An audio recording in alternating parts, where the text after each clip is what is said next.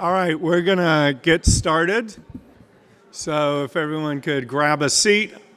I understand that we're all that's standing between you and cocktails, so thank you for joining us. This is part two of the previous session that I think there we go.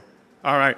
So in the earlier session, we covered the basics of state consumer privacy laws. We're going to try to address here how they apply to the advertising and sales industry.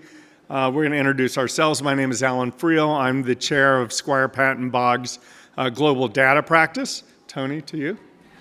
Hi, everyone. I'm Tony Figueroa. I'm the Interactive Advertising Bureau's Assistant General Counsel. Hi there, I'm Phyllis Culbertson. I'm Associate General Counsel at Protege, LLC, over privacy, data privacy and compliance. Thank you all for being here at the last session of the day here. Hi, and I am not Daniel Goldberg. You can tell by the beard, maybe. No, I'm Rick Borden, partner at Frankfurt Kernet, and those of you who were in the last session probably are sick of me already. But happy to be here and helping out. So we've got a lot to get through today. We're going to dig into some of the definitions and some of the consumer rights and business obligations that present challenges for the advertising and retail industries. So Rick, why don't you get us started with what is personal information? So personal information has a broader definition than I think most people think. So it really is any information that can be directly or indirectly linked with an individual or a household. Household is the California thing, but it really is almost anything, including unique personal identifiers. So you get name, address, you get that social security number. Those are the usual. But online identifiers, internet, so IP addresses.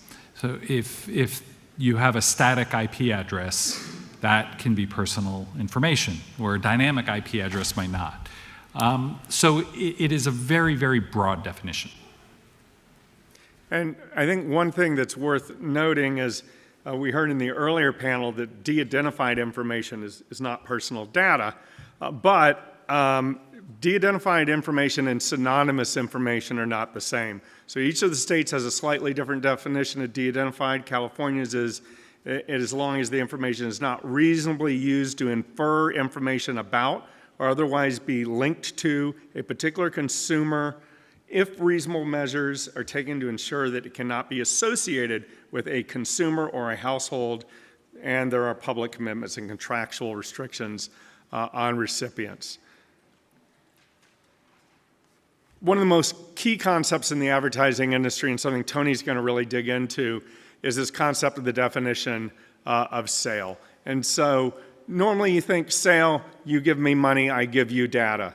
But here it's really anything that doesn't fall within one of the exceptions. So no need for consideration in California or in some of the other states.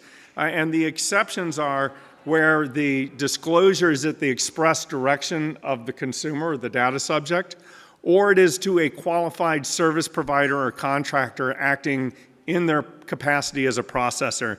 And there's some limitations to that. Again, challenges that Tony will be chatting with. And just if it wasn't clear that interest-based advertising and other advertising methods like measurement and frequency capping are not a sale, we have with the CPRA this concept of sharing.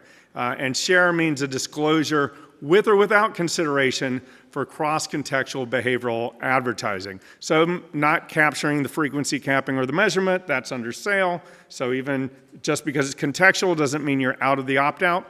But interest-based advertising, separate opt-out, although they've been shoved together as a single opt-out of sale or sharing. Then the other state laws have a slightly more narrow definition of targeted advertising, and you can see there's some variations, but they are more or less the same. So one of the exceptions to a sale or a sharing is when it's to a processor acting in their capacity as a service provider. Rick?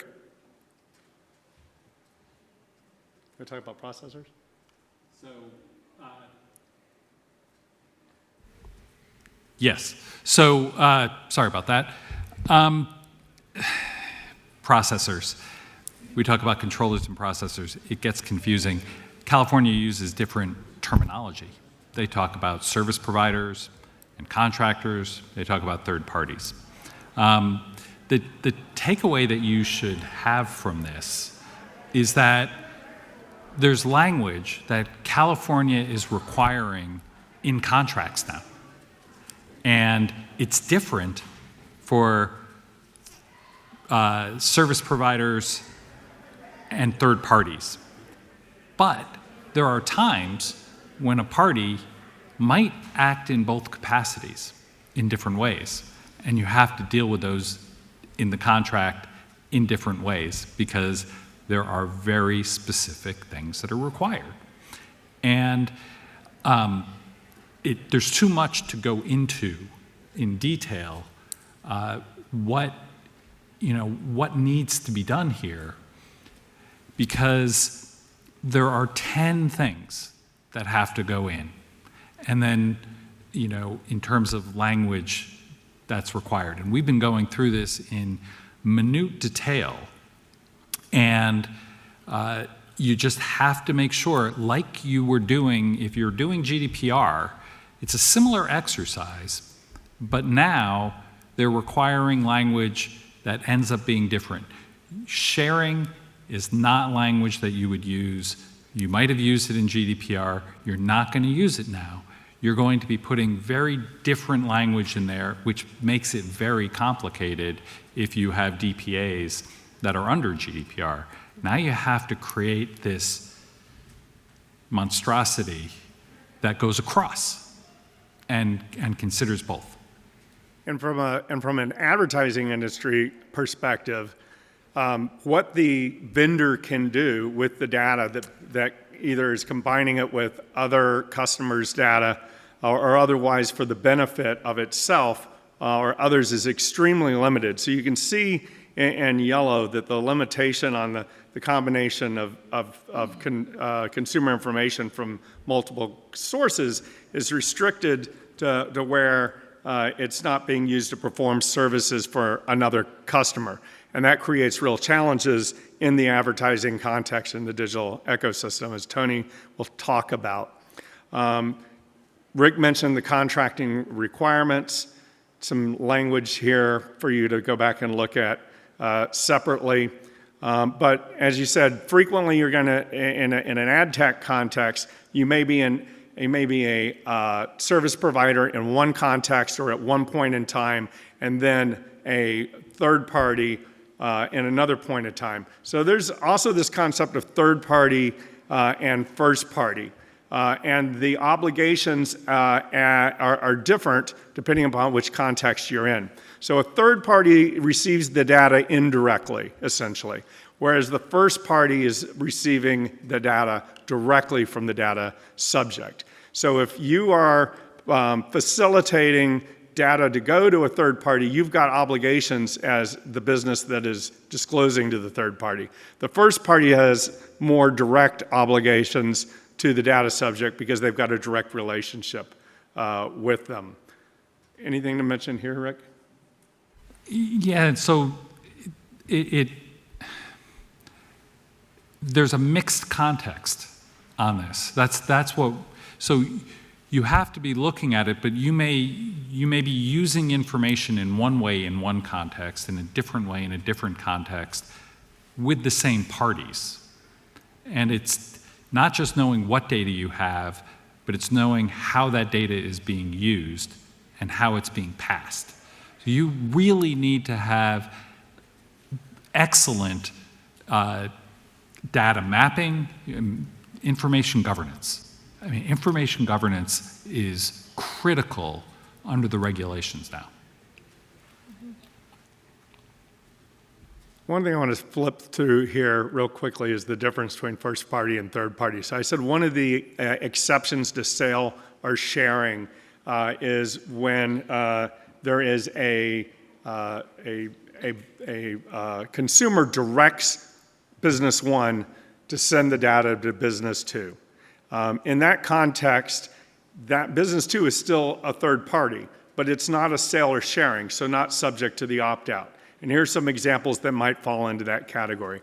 Whereas if you want business two to be a first party, the consumer has to intentionally and directly interact with the other business. So there's a very nuanced difference, but it makes a difference as to what your contractual obligations are as either business one or business two. The next thing is sensitive personal information. So these are categories of what is known as sensitive PI or sensitive personal data. And depending upon which state you're in, you may be in an opt-out state or an opt-in state. However, notwithstanding this opt-out or opt-in, there are a bunch of non-restricted purposes. So the first thing to see is, well, maybe you're out of it because it's not personal data in the first place because it's exempt, like if it's a tenant screening or a credit check or an employment check, that's FCRA data, it's out of scope. Then there's all these sort of legitimate business purposes for which you don't have the exception. Note that none of these include advertising or directed marketing. And so if you're marketing for affinity groups, for instance, that's going to be subject to the opt-in or the opt-out scheme. Profiling and automated decision-making, also regulated in the new laws. And there may be an opt-out in California, not clear yet. I think there will be. There's definitely the ability to get information about the nature of it.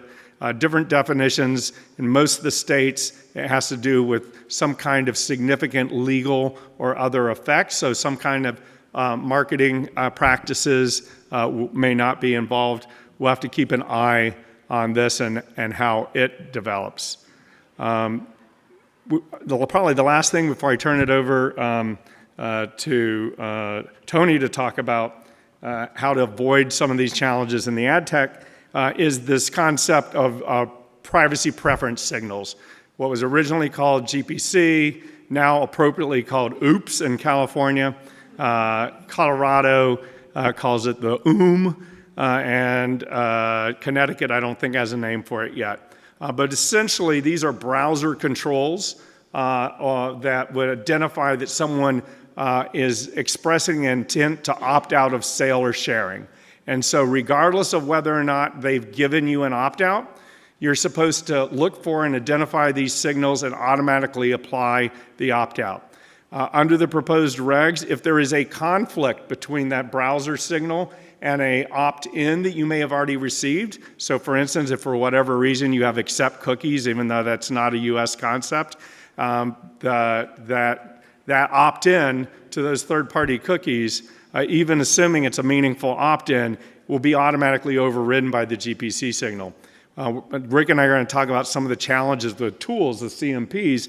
You know, on a lot of these CMPs, they drop a cookie that for a year or so more will say this person is opted in, and they're not reading the GPC signals. And that's been an issue of regulatory enforcement. So you got to think real carefully about how you're managing your consent management tools. So the other thing is deletion request. There is now a pass-through obligation if you are selling or sharing data to essentially carve it back if you receive a deletion request. Now, the good news is the original draft CPRA regs would have also required a pass-through of opt-outs for limitation of sensitive personal information or the do not sale share opt-out. The regs that are now proposed to be hopefully final or I don't know how hopefully it is, but we just want something to act on. But the ones that look like they're probably going to be final have removed those pass-throughs. So the only pass-through right now is what's required by the statute. That's the deletion request. Although in the notes, the agency said they are taking those other pass-throughs out and to ease initial implementation. So expect those to maybe show back up next year. Application to digital advertising. Tony, how on earth in the digital ecosystem do you deal with all of these restrictions? Yeah, so yeah, we've been hearing a lot about what the new provisions of law are. That we've got a new consumer right to opt out of sharing personal information. We've got a new consumer right to opt out of targeted advertising, to opt out of sales. We now have enforcement history showing that the regulator takes a very broad view of what counts as personal information. As we were speaking to earlier, it's IP address, device IDs, and of what counts as a sale. It's, you know, from my perspective, it's almost any, or maybe just all disclosures of those broad categories of personal information to any third party, meaning anyone you don't have a service provider or processor contract with.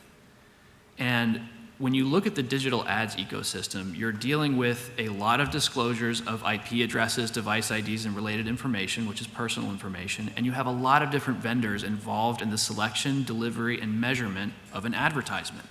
So there is a big compliance challenge here to deal with, and I'd like to walk you through in a little more detail what that looks like when the rubber meets the road, to appreciate what all of these consumer rights look like in practice, to understand what we have to do to comply with the law going forward.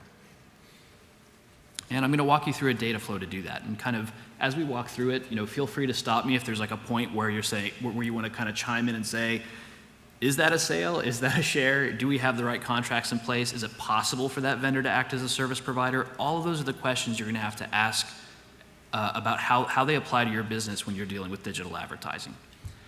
And so I'm going to use a connected TV advertising as an example, kind of bring it back to advertising, which is what this conference is about.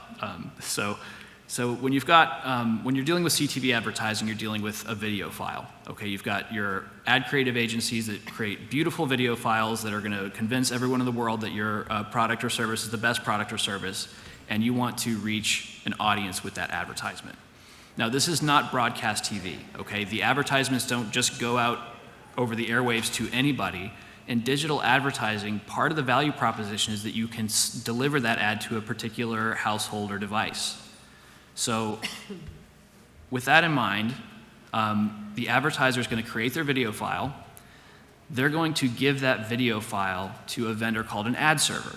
And that's just going to be the service that stores that video file and makes it ready to show to the household or device that ultimately is going to be interested in that product. It's part of that audience that they want to reach.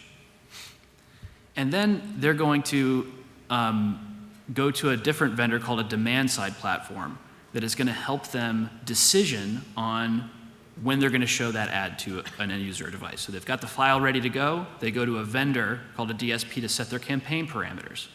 That's saying, well, who is the audience I want to reach? Is it a certain age demographic? Is it a certain income demographic? Is it a certain interest profile, like sports fans or like gardening enthusiasts? Those are the kinds of audience parameters you can set with a DSP. You can also set parameters about how much money you want to spend. Like, how much would you bid to show a user in that demographic a certain ad? So the advertiser gives all that information to its vendors, the ad server and the DSP, and then what? Well, then the user is going to open up their CTV platform, because that's where the ad is going to get served ultimately. So they open up their CTV platform. It could be a Roku or a Vizio or a Samsung or whatever they're using, Fire Stick, and they're going to go and find the app that they want to use to view the video content. And they open up the app, and then the app is going to oftentimes access a advertising ID that's provided by the platform. And this is a little identifier that allows the user to be addressed with a specific ad and to allow that ad to be measured. Not always, though. Sometimes it might just be IP address and device IDs that are available. And then when the user opens up the app, this is where things get interesting, okay? Because, like I said, this is not broadcast TV. It's not like a certain ad was bought against a program or a time slot. the ad that gets served to this user is not predetermined ahead of time. The ad that gets served to the user is selected in real time. And so the way that this is done is that the app calls out to one of its vendors called a server-side ad insertion service. And so that might sound a little complicated, but all this is the ability for them to stitch the advertiser's video file that's sitting with the advertiser's ad server and stitch it together into the video title they want to watch. You know, maybe it's Dancing with the Stars or whatever you're watching at home. So I want to pause here and say, okay, so when they call this server-side ad insertion vendor, what are they sending to that vendor? Well, basically what they're saying is, I've got a user here, device ID 123, IP address 456. They have ad inventory available to show them. So what ad do we put in this slot? So this is the first time where we're seeing personal information as defined by these new state privacy laws getting transferred to a vendor. Again, it might seem innocuous, IP address, device ID. It's how the internet works, but it's personal information. So now this is the first time where you have to ask, what is the status of this vendor? Are they a third party? Have they met all the contract requirements you were talking about for a third party? If so, then you're transferring personal information to a third party, which is a sale or a share according to the California regulator in the new state privacy laws, so that user gets an opt-out choice. Okay, that's a little surprising of a result because you're just opening up a title to show them an ad and already you're having a sale share analysis. Where do you present this choice? In a CTV environment, how do you present that choice? Okay, so maybe you don't want to answer that question. You say, no. The server-side ad insertion vendor had better be my service provider because I'm not selling or sharing anything to them. They're just my vendor. And say, okay, great, then what service provider terms do you have? How do you set that up? How do you make sure that they're not processing that information except on the direction of the app that they're working for? Okay, that's a compliance task that you have to think through if this is a business activity that you're engaged in. Okay, so this goes to the server-side ad insertion vendor. So it knows, okay, I have to be ready to stitch a video file together with the content. But what video file? Like what advertisement am I supposed to stitch in here? That's when it takes another hop to another vendor called the publisher's ad server.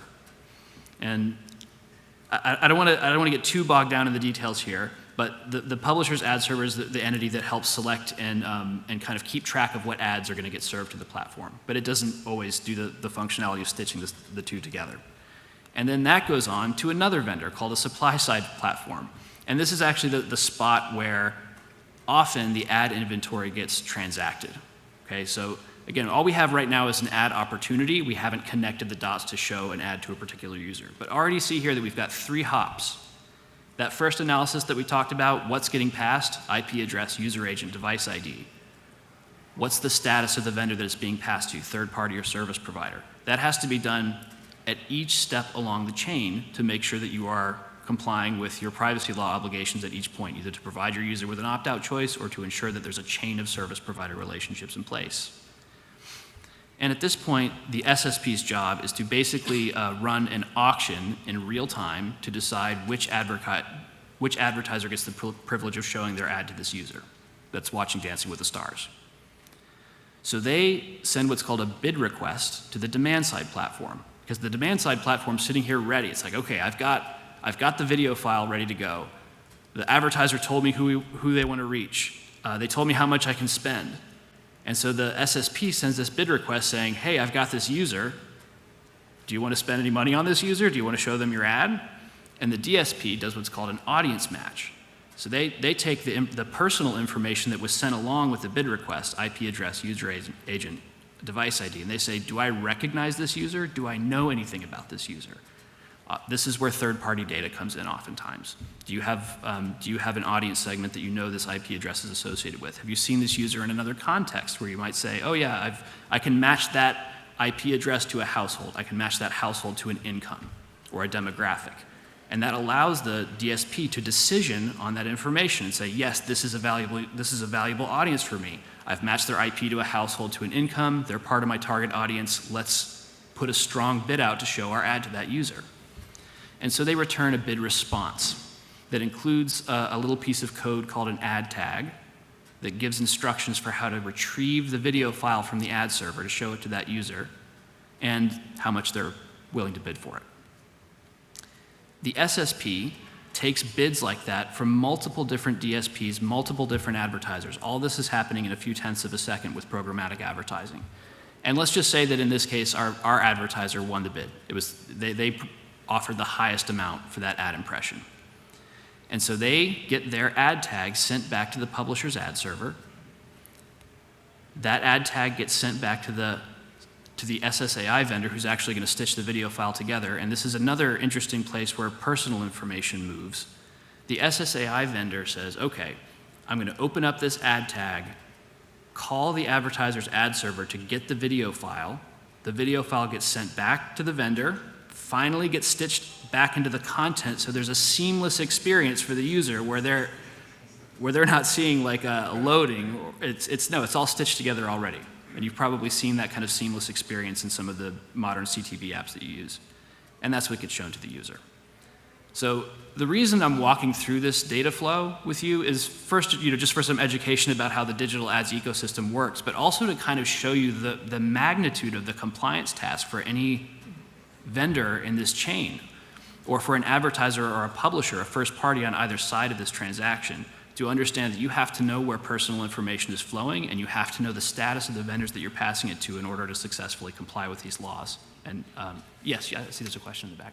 Does this scenario contemplate that the advertiser is going to be providing its own user database information to match up to see if the consumer who's being served to them is already in the database, or does that sometimes not happen? That's an excellent question. So if you go down to the audience match stage of the DSP, sometimes the DSP is going to do that on their own. They might have their own identifiers and their own identity graph that does that. But an advertiser can also provide a list of their own customers that they would like to reach and say, hey, here's a set of email addresses or IP addresses that I know my users come from. Now you, if you encounter those in a bid request, you action on those. So that's another way it can work, yes. And so what do we do, okay? One of the things that the IAB is doing is putting out an industry compliance framework to help the industry deal with this kind of monumental compliance task. And I'm going to try to go through this pretty quickly in the interest of time. But the basic idea is that we need a central industry contract framework where anybody in the digital ad supply chain, advertisers, publishers, agencies, ad tech vendors, can all sign on to a unified contractual framework to get into contractual privity with one another and define when they're going to act as service providers if there's not going to be a sale or if a user's opted out of sales, to provide all the required contractual terms at every hop along the chain, and to provide a uniform signaling mechanism for how to do that in a compliant way. Because again, if you're a publisher sitting on one end of this and you say, well, I've gone 4 hops down the chain to a DSP who's the advertiser's vendor and I'm not in contractual privity with them. So how do I set up a service provider relationship? Or if you're a third party, you have to deal with the new third party contract requirements in the CPRA. You always have to have a contract under the CPRA. That's one of the fundamental changes. Doesn't matter if it's a service provider, third party, or what. If you don't have a contract, you can't pass data to that third party. So there's this challenge of getting everybody or giving everyone the ability to get into contractual privity with one another when data flows. And that's what this is intended to do. And so that's what the contract framework is, okay? It's a central place where everyone can sign up to get into privity when they need to be in privity for compliance purposes, and only for those purposes, right? It's kind of a flexible framework where you can say, I'm sending data out into the ecosystem with this bid, let's make sure it's covered by this contractual framework. If you have a direct deal that's not involved in this framework, doesn't matter. You do your direct deal on your own terms. It doesn't have anything to do with this central framework. But the second half of it is the global privacy platform, which is the signaling framework that the IAB Tech Lab is building to allow all of these opt-out choices to be communicated downstream in a uniform way so that you know what your vendors downstream are doing, and provide flexibility to account for all the 5 different state privacy laws.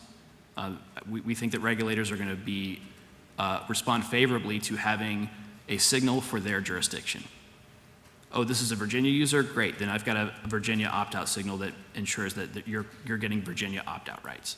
But even if you're not going to take a state-by-state approach, the framework that we're going to be putting out, within a month or so, also allows you to take what we call a national approach, which is to say that if you don't know where your users are coming from, or if you would prefer to treat all of your users on the same playing field regardless of their state residency, then we've defined both in the contract and with a corresponding signal the ability for you to treat all of those users to the highest common denominator and make sure that you're complying with any state law requirements that might apply.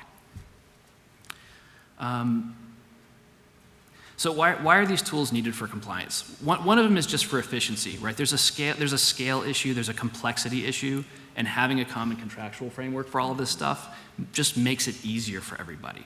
But that's not a pure necessity, that's just a benefit. There are a couple of challenges where we don't know how companies are going to comply without a central contractual framework. And the main one is third-party contracts.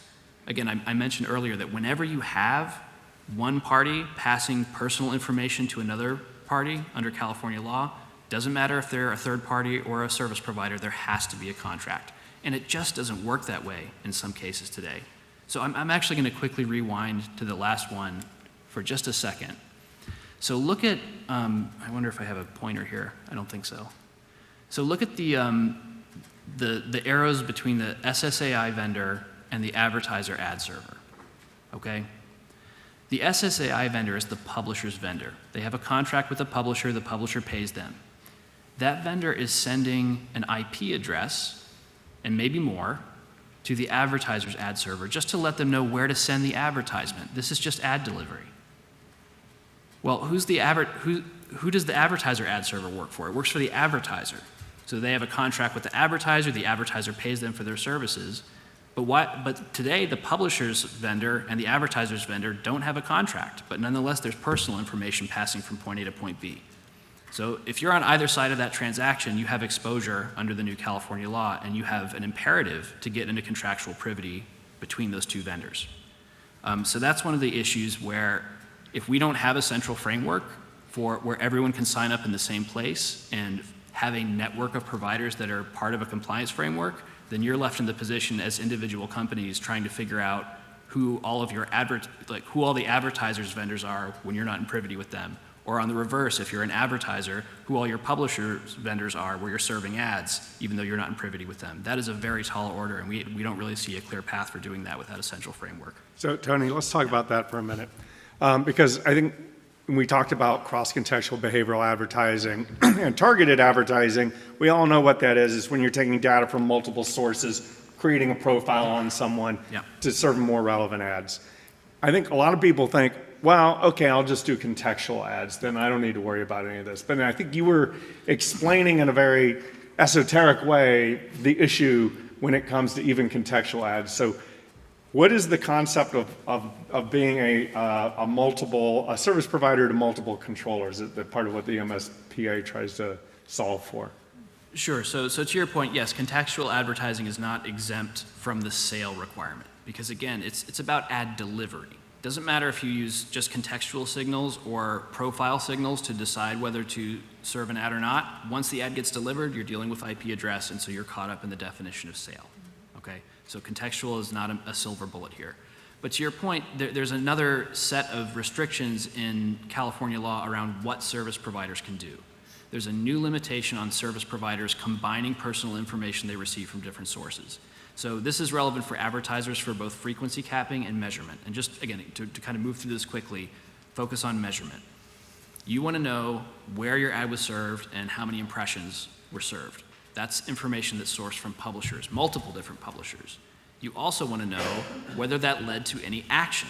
So you have sales lift or conversion event data from your sites or from your stores.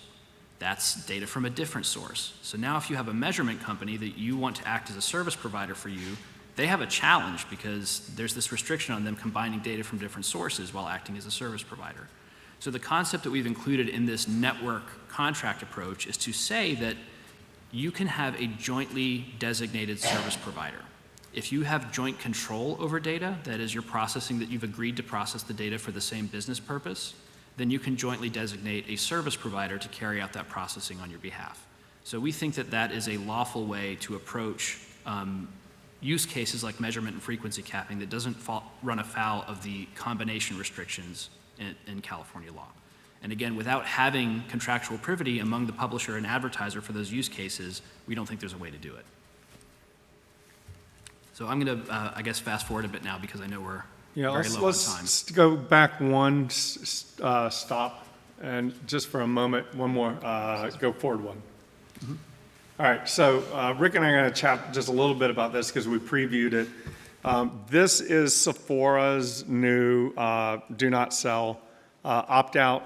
I've got a few thoughts on it, but Rick, you want to get us started, and then we'll move to PIAs. Sure. So on the top left, there are 3 boxes. These are the things that have to be included. The interesting thing on the third one, your privacy choices, California now gives you a choice. You put in the footer that, you click on that, and all of the privacy choices that they have get elected. So there's kind of an interesting thing that California's done there, something that's worth looking at. And by the way, we've got Sephora's thing up here. This was as of a certain date. They keep changing it, so don't rely on this as the final one. You go and look at it. But you can see the individual elements that are listed over on the left-hand side and where they connect in over on the right, including the optional signal detection. So this is probably the most forward-looking one that at least we've seen. And when you have a big fine and you have the Attorney General looking at everything that you are putting out, there's a good reason for that. Yeah, just a couple thoughts that I have on it. One, I think it's really interesting because this is a vendor and they do custom work and it's not inexpensive. So this is not just an off-the-shelf CMP. But if you can see that they've integrated the cookie opt-out and the CRM opt-out, right? So in one action, you can opt out of the seller sharing of your name, address, email address, whether hashed or not, any of that CRM data, and the third-party cookies, right? One big challenge if you're using just sort of an old GDPR cookie CMP that's been repurposed is you've got the opt-out of your CRM data over here on your consumer rights request, your DSAR portal, and then you've got a cookie management tool over here. They don't talk to each other.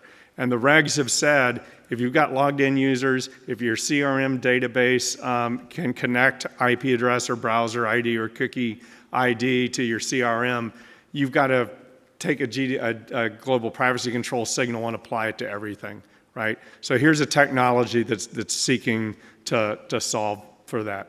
Now let's go on to Phyllis and talk about what are the practical implications of looking at use cases and helping your marketing and sales people get through this morass. Great, thanks, Alan. And boy, I'll tell you, I feel like submitting more of my time to have Tony talk more. But I'm going to just tell you rapidly about some of the ways that we at Protégé operationalize some of these challenges.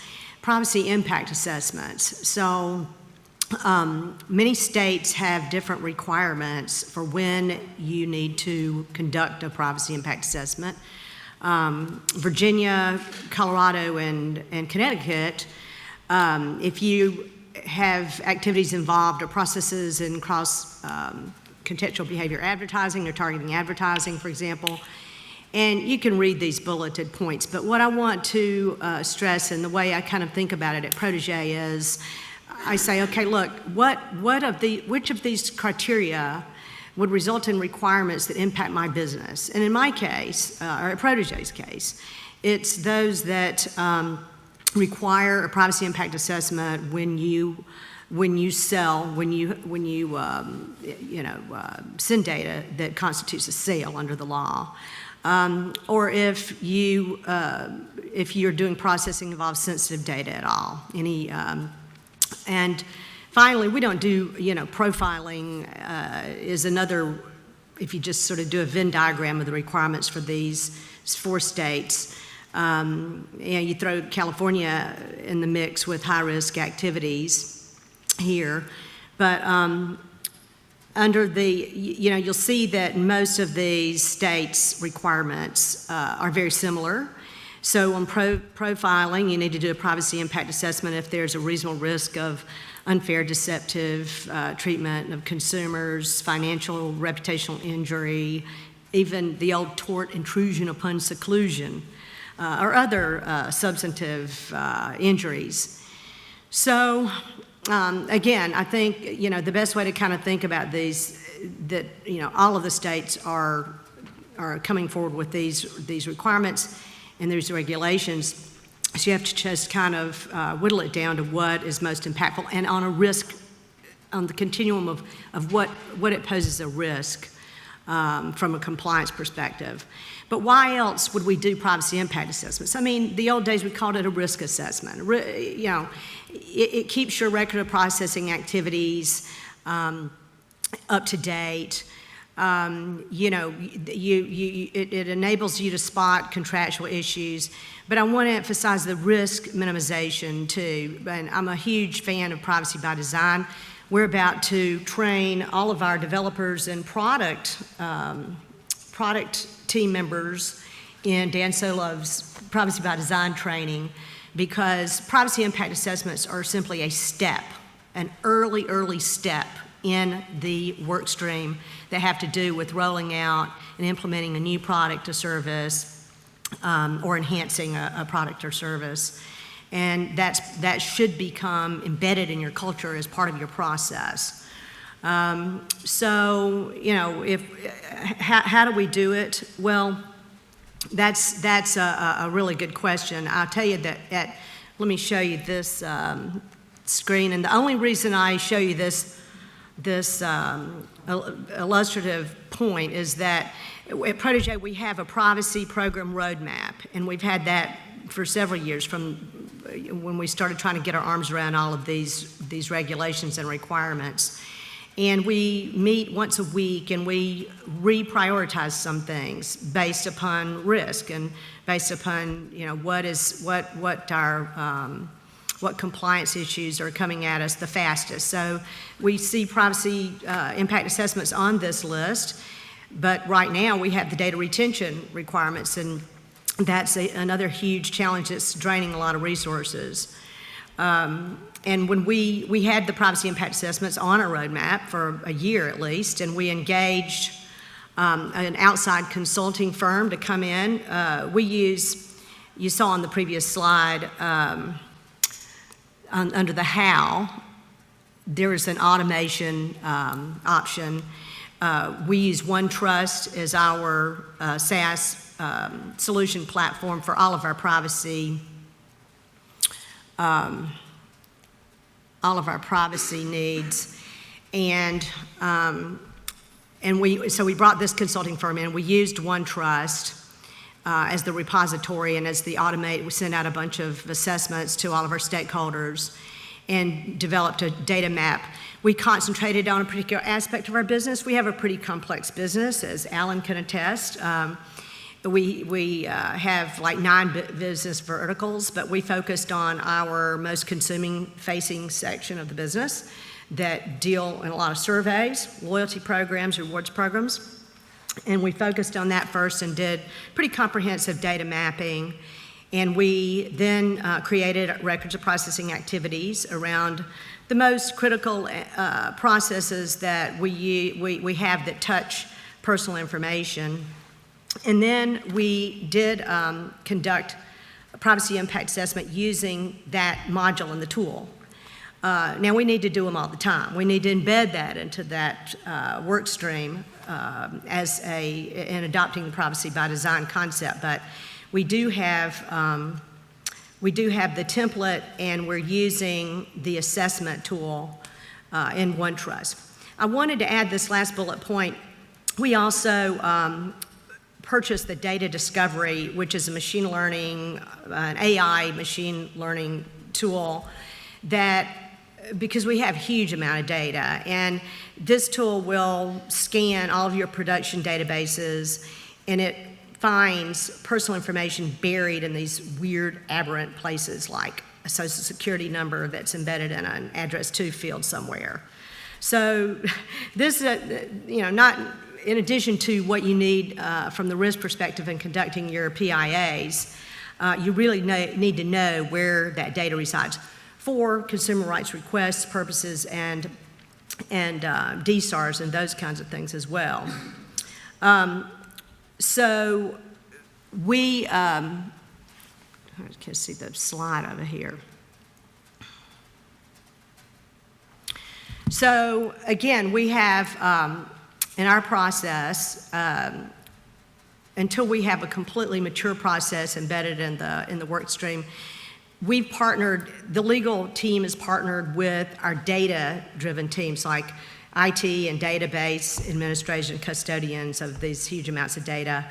And we wanted to figure out a way that we could map what I do when I write contracts that state what personal information I hear from our sales or marketing guys to what is really getting pulled out of the database, because that's where your risk lives.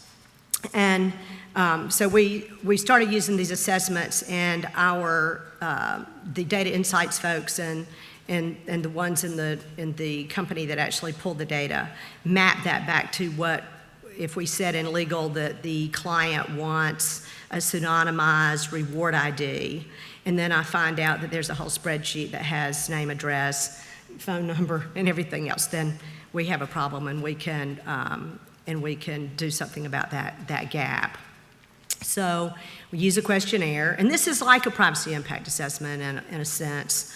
And then finally, on the contract side,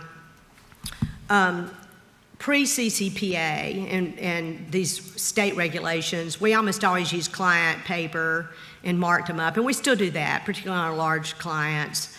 And then we'd append like a one-pager that just basically said, reference these online terms, you can have the data, it's a sale. I mean, by today's standard, it'd be a sale. But post-CCPA, we got a lot more discerning around figuring out what the roles are, which way the data flows. And back to what Tony mentioned earlier, and Rick and Alan, a good example of that is where we have, say, a member clicks on a survey, and it's not a sale because they intentionally interact and immediately go over to the client's gaming site, for example, and put in their own information. However, in that same deal, we get information back so that we can reward the member, right? So we have to figure out, wow, is that a sale back to us because we have data that they enhanced, over and above the member ID, which is a unique identifier? Or can we say, well, there's a service provider relationship here? So each one of these is a case-by-case basis, and we also have special cases for what we are calling that kind of data facilitation that I just mentioned.